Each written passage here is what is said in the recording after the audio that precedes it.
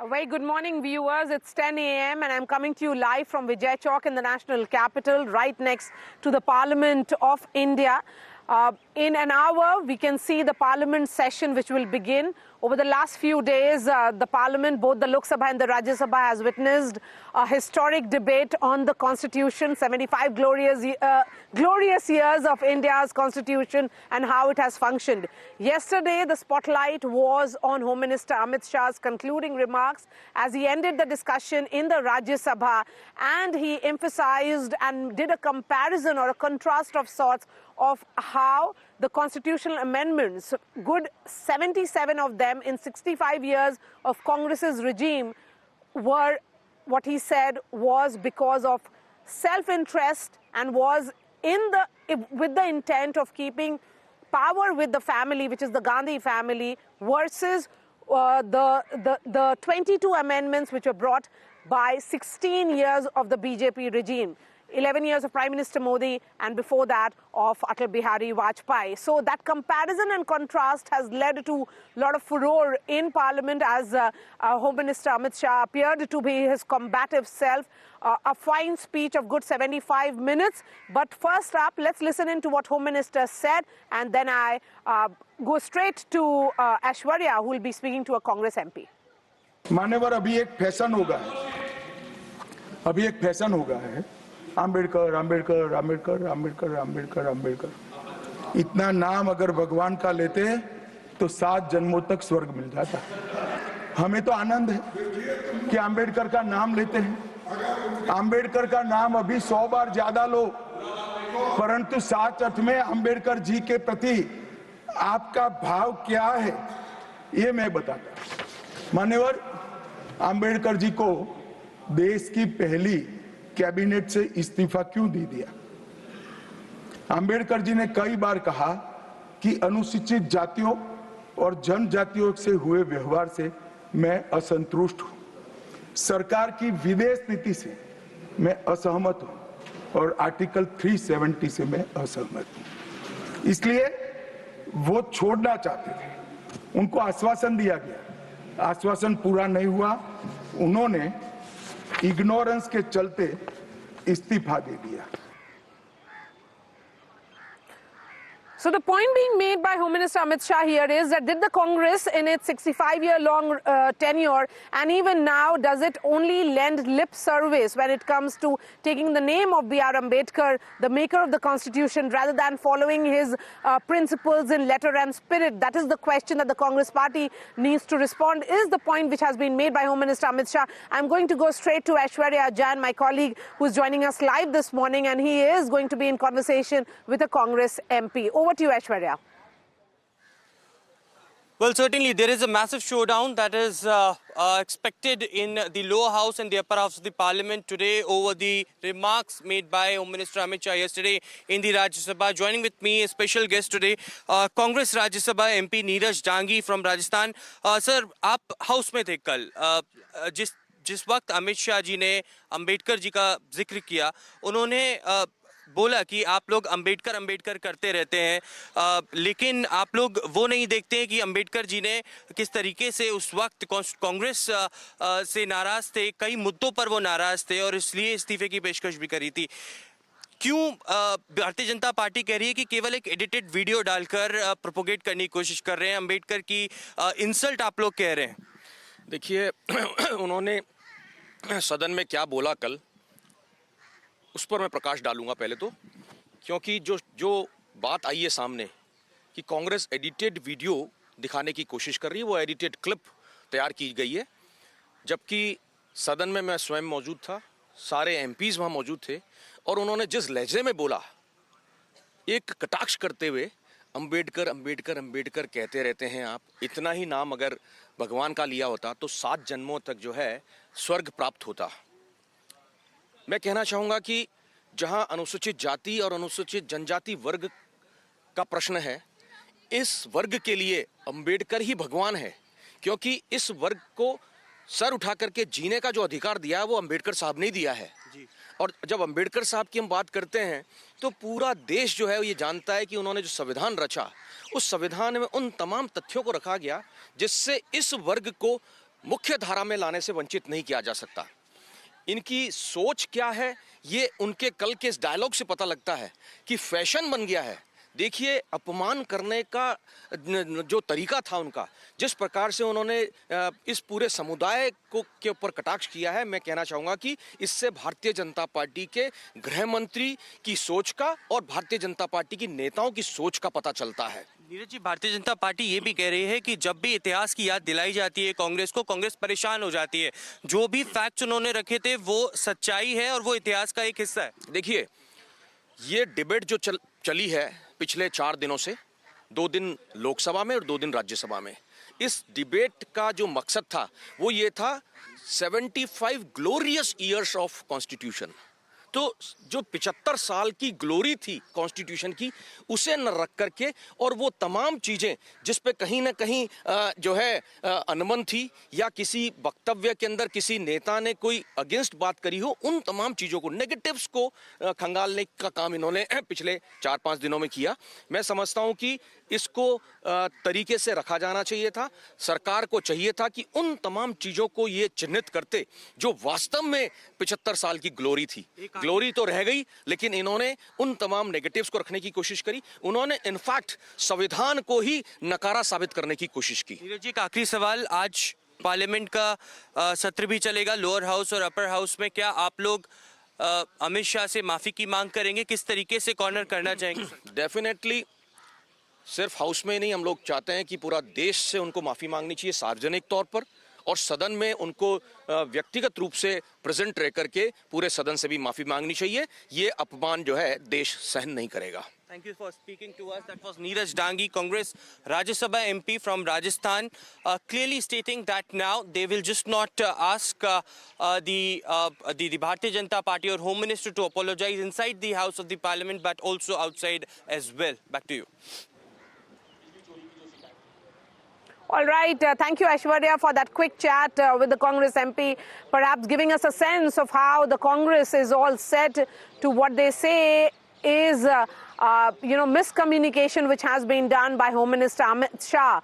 Let's bring in Aditi Fadnis, who joins us. We also have Sajjan Kumar, senior analyst. Sajjan, starting with you, 85-minute long speech. The BJP and the Treasury benches, first in the Lok Sabha, now in the Rajya Sabha, having managed to communicate that they do have a fine lineup of speakers who come extremely well prepared. Yes, precisely. I mean, for example, Amit Shah's he started with the paying tribute to Constituent Assembly, the debate, its structure. There was a hint of statesmanship.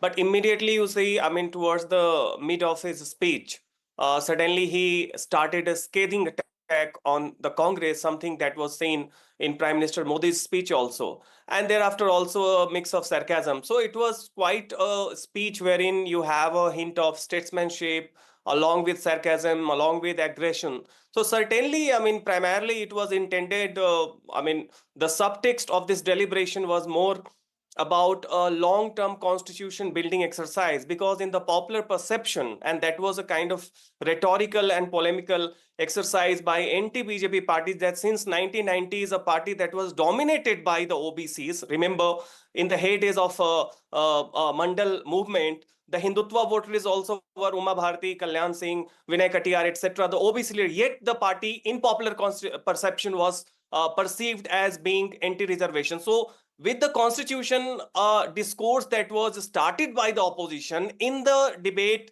in the deliberation in parliament, the BJP is trying to counter that exercise by building a counter, perception.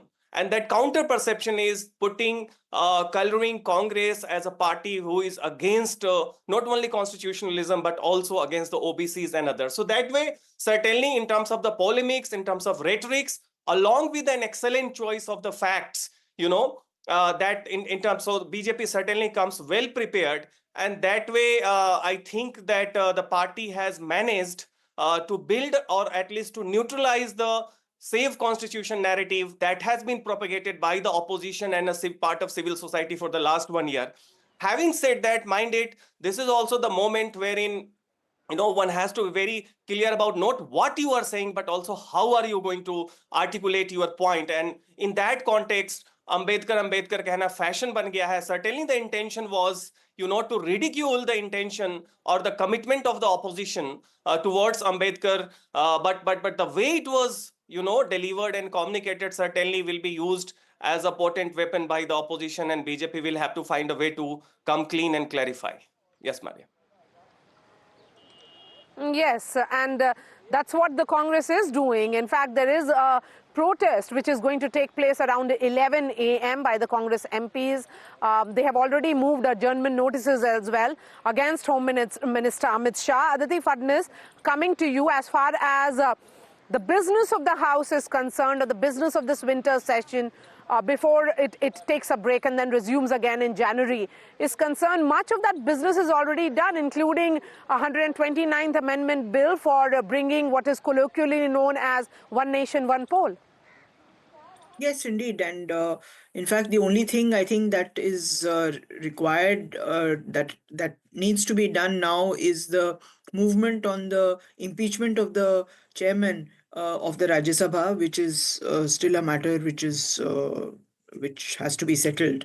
But just on the issue of the somewhat dismissive way in which the Home Minister referred to Ambedkar, Maria, you were also on the ground, and so was I during the Lok Sabha elections.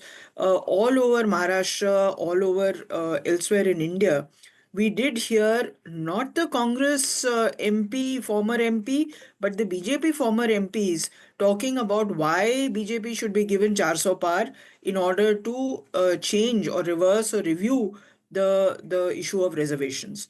So, and we know that on the ground, that is what upset a lot of very large groups of Dalit communities, who then decided that they would vote against the BJP, which led to the reduction of the seats that the BJP had in the Lok Sabha. So this is a live issue, and it is a very sensitive issue to many communities. I'm sure the Home Minister would have had some thoughts when he made that dismissive remark, but that remark was, in his perception, addressed to the Congress. I don't know how Dalit communities will interpret it, but the BJP did regain a lot of lost ground in the assembly elections. We saw that in Haryana, we saw that elsewhere also. And possibly on the strength of that, the BJP is now feels emboldened to appropriate Ambedkar as its leader. This remark is a throwaway remark. I don't think too much meaning should be added to it. But certainly, I mean, it doesn't look good. Okay, but looking at what Home Minister Amit Shah said, and I'm going to, cite certain amendments that he had spoken about. He said that about 102nd Amendment in 2018 gave constitutional status to the National Commission for Backward Classes. Then he spoke about, 106th Amendment, which actually brought in 33% reservation for women. So, the government of the day here, and particularly Home Minister Amit Shah, ma'am, has spoken about amendments and the larger import or the intent and what it is trying to do. What he said, and I'm looking at those list of amendments, was which he spoke about, the 22 amendments which have been brought in by the government, the BJP government in the last 16 years, not specifically last 16 years, but 11 years of Prime Minister Modi, and before that, Mr. Vajpayee. The point was that it's about social upliftment. Do you think after the debate in Parliament and the electoral victories in Haryana and in Maharashtra in particular, because that was the state where you said rightly that entire narrative of constitution in danger was playing out, and it did cost BJP electorally in the Lok Sabha. That debate seems to be settled now, or do you think that's still a live issue which the BJP has much to do to counter now? The thing is, these things are episodic, and they can derail previously thought through agendas. So when you make a statement like the Home Minister has made, it does reveal a certain side of the BJP that Dalit and Adivasi communities don't agree with or approve of. So we've seen also the performance of the BJP in Jharkhand, where 27% of the voters are tribals. So clearly some work needs to be done, and what Amit Shah was trying to emphasize is the kind of tokenism that the Congress has shown towards Ambedkar. But that is not the way it came across. And I think it will be a degree of statesmanship on his part if he clarifies what he really meant to say. Okay, CR Keswan of the BJP has spoken. Let's listen in to him and then I bring in Sajjan. The Home Minister's riveting speech yesterday clearly illustrated that while Prime Minister Narendra Modi ji and the BJP regard and honor our constitution as a symbol of our civilizational ethos, civilizational character and identity, the Congress party has always viewed the constitution through its regressive eyes of colonial cataract and imperial mindset.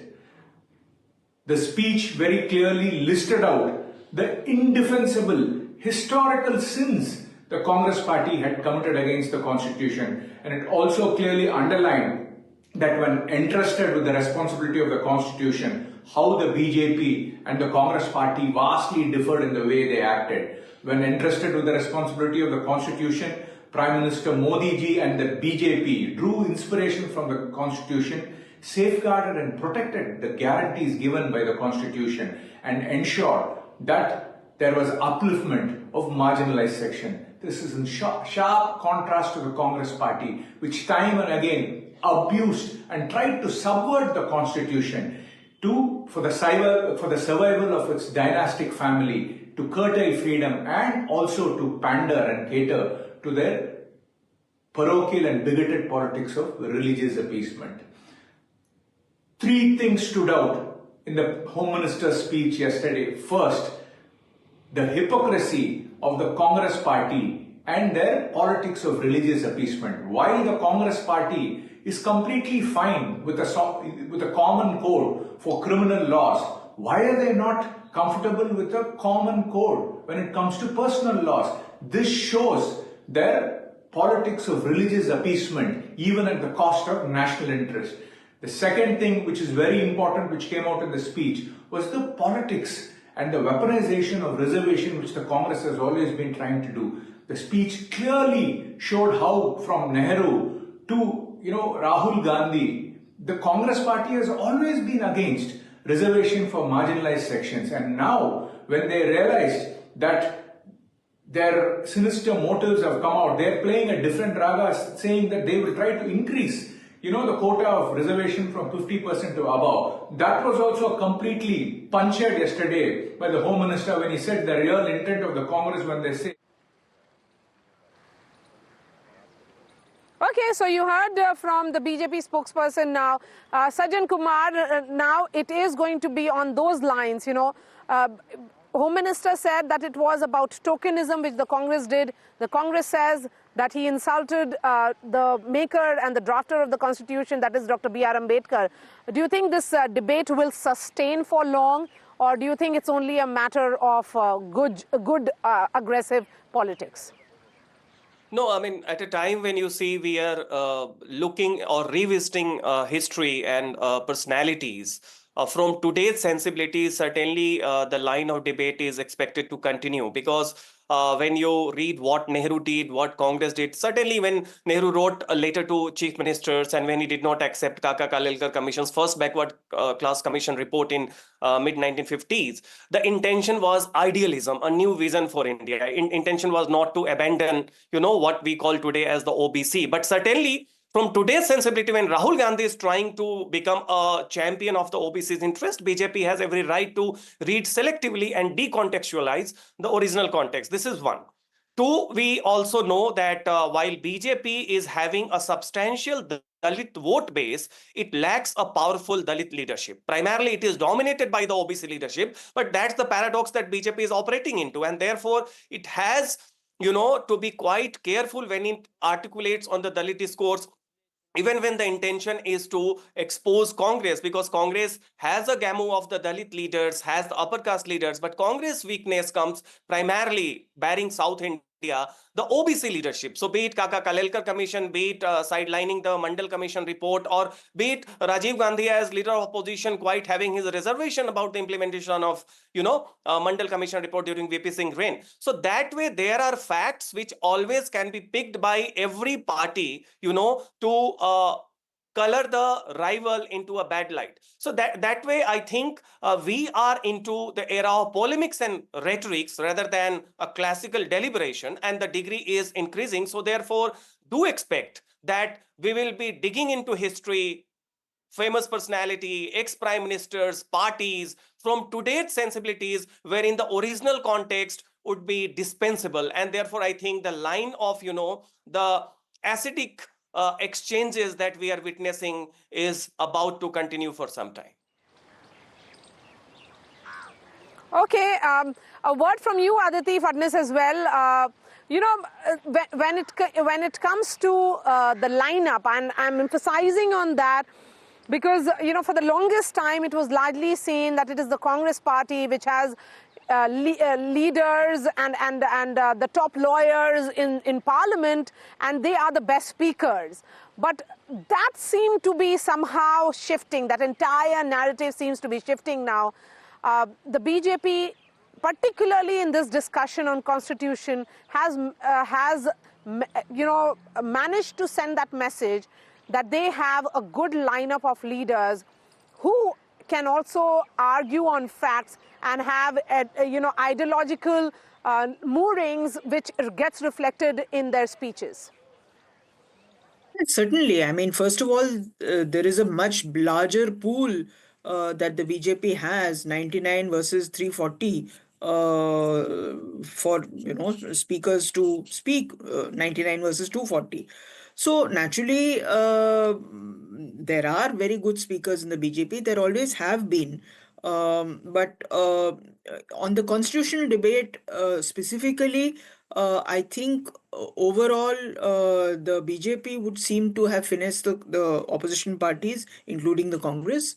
But there will be other debates and there will be other issues to discuss. And frankly, this was quite a nebulously worded debate.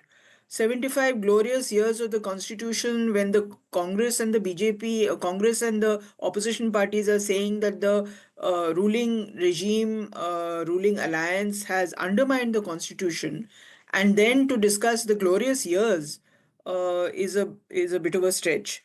But certainly, I mean, I think although the Congress made its point, the BJP negatived those points quite well.